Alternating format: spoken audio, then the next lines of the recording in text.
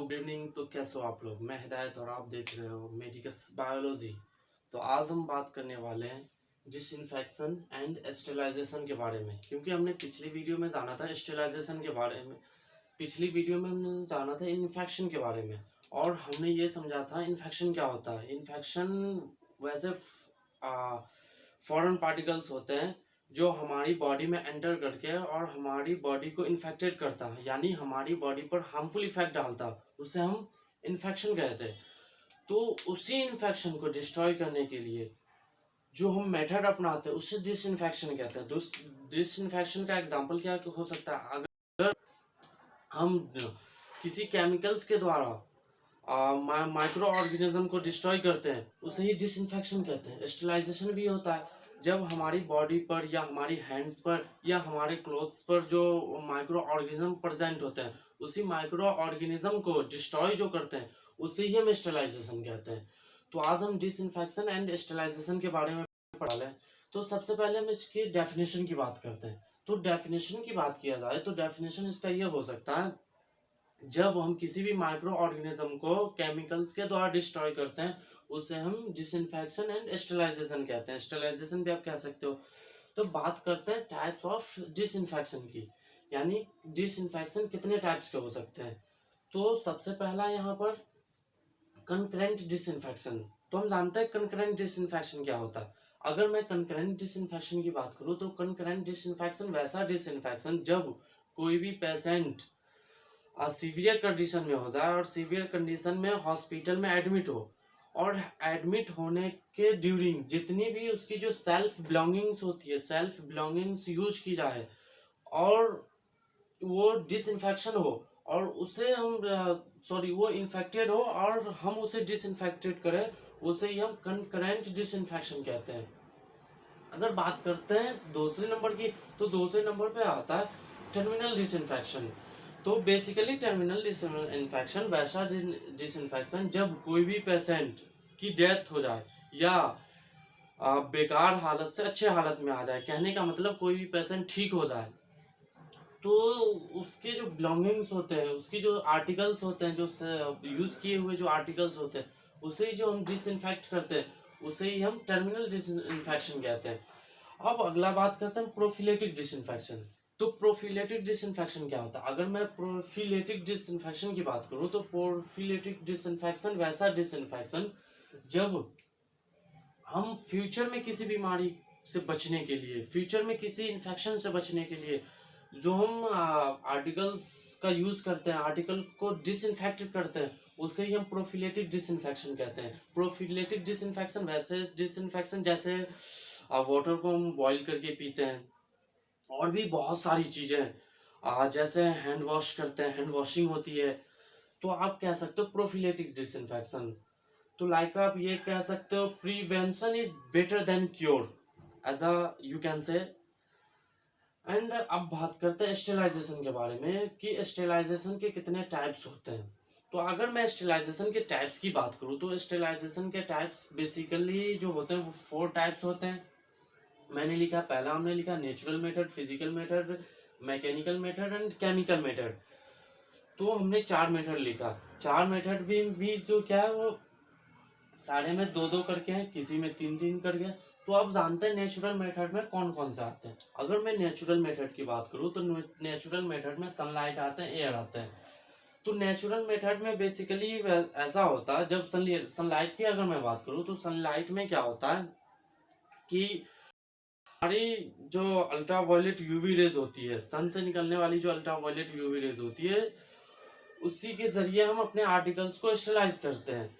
और इसके दौरान क्या होता है, हमें आर्टिकल्स को पलटना जरूरी होता है। तो सनलाइट में हम आर्टिकल्स को पलटते हैं और अल्ट्रावायलेट यूवी रेज के द्वारा अपने आर्टिकल्स को स्टेरिलाइज करते हैं।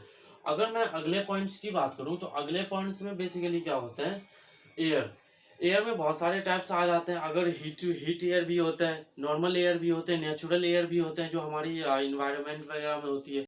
तो एयर में वैसे होते हैं जैसे मैं इसकी बात करूँ तो एक हीट एयर होती है। हीट एयर में 180 डिग्री सेल्सियस का टेम्परेचर दिया जाता है, बट ये नेचुरल मेथड है। नेचुरल मेथड में जो हमारी नेचुरल एयर होती है उस एयर के द्वारा भी बहुत सारी आर्टिकल्स को स्टेलाइज किया जाता है। अगर मैं बात करूँ फिजिकल मेथड की, तो फिजिकल मेथड में dry heat and most heat आते हैं।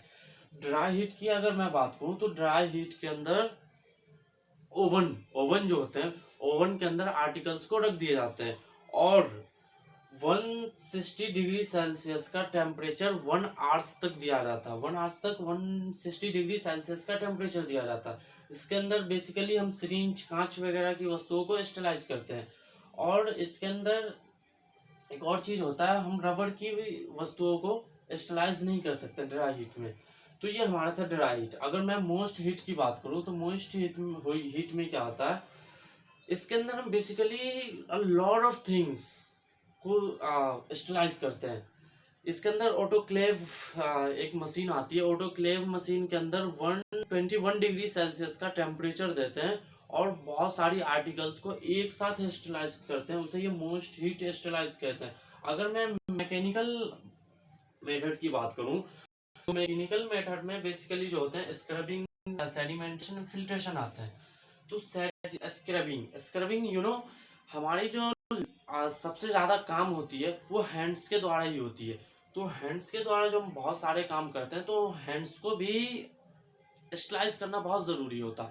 तो हम जो हैंड को जो स्टेलाइज करते हैं उसे ही स्क्रबिंग कहते हैं। जैसे हम कह सकते हैं हैंड वॉशिंग करते हैं तो उसे ही हम स्क्रबिंग कहते हैं। सेडिमेंटेशन बेसिकली क्या होता है, सेडिमेंटेशन के अंदर वाटर वगैरह होते हैं, वाटर वगैरह को स्टेलाइज करते हैं। इसके अंदर जो वाटर के अंदर जो पार्टिकल्स मौजूद होते हैं उसको एक नीचे एक तह में बैठा दिए जाते हैं और जो वाटर प्यूरिफाई होके ऊपर आ जाते हैं। तो सेडिमेंटेशन होता है। अगर मैं फिल्ट्रेशन की बात करूं तो फिल्ट्रेशन के अंदर बेसिकली क्या होता है, हमारी लेबोरेटरी में आप बैक्टीरिया को अलग करने के लिए फिल्ट्रेट करते हैं और जो हमारी लिक्विड होती है एक साइड आ जाती है और बैक्टीरिया जो होती है वो एक साइड आ जाती है। तो ये हो गया हमारा फिल्ट्रेशन, सेडिमेंटेशन, स्क्रबिंग। अगर मैं केमिकल मेथड की बात करूं तो केमिकल मेथड में आता है जो लिक्विड, सॉलिड, गैस। लिक्विड में क्या होता है, थर्मामीटर एक्सेट्रा को स्लाइज करते हैं हम, सेवलॉन्स, डिटॉल्स एक्सेट्रा को लेते हैं और हम लिक्विड के द्वारा स्लाइज करते हैं। अगर ये केमिकल मेथड है, केमिकल मेथड के अंदर बेसिकली जो होता है वो केमिकल्स के द्वारा ही हम अपने आर्टिकल्स को स्टेलाइज करते हैं। केमिकल में अगर मैं बात करूं तो केमिकल्स के अंदर अल्कोहल्स वगैरह आ जाते हैं, अल्कोहल, फॉर्मल्डिहाइड्स वगैरह आ जाते हैं। तो इसके अंदर वैसे आर्टिकल्स को स्टेलाइज करते हैं जो हमारे केमिकल्स के द्वारा होते हैं, जैसे सेवलॉन्स, डिटॉल्स, इस सब में केमिकल्स होते हैं, अल्कोहल्स होते हैं, अल्डिहाइड्स होते हैं, फॉर्मल्डिहाइड्स होते हैं, ग्लूटाल्डिहाइड्स होते हैं। सारे के अंदर जो होते हैं वो हम ऐसा कहे तो हम केमिकल के द्वारा ही स्टेलाइज करते हैं। तो ये था हमारा केमिकल मेथड। और इससे पहले हमने जो पढ़ा था वो डिसइंफेक्शन के बारे में पढ़ा था। डिसइंफेक्शन के टाइप्स देखे थे हमने, concurrent disinfection, terminal disinfection, prophylactic disinfection. उसके बाद हमने देखा था natural method, physical method, mechanical method, chemical method. तो आज का जो हमारा टॉपिक था वो डिसइंफेक्शन एंड स्टेरिलाइजेशन था। तो आज हमने स्टेरिलाइजेशन के बारे में पढ़ा, डिसइंफेक्शन के बारे में पढ़ा। तो आज का हमारा यही टॉपिक था। तो आई होप आपको वीडियो पसंद आई होगी। तो वीडियो को लाइक करें, सब्सक्राइब करें और कमेंट में ज़रूर बताएं वीडियो आपको कैसी लगी। तो जय हिंद, जय भारत।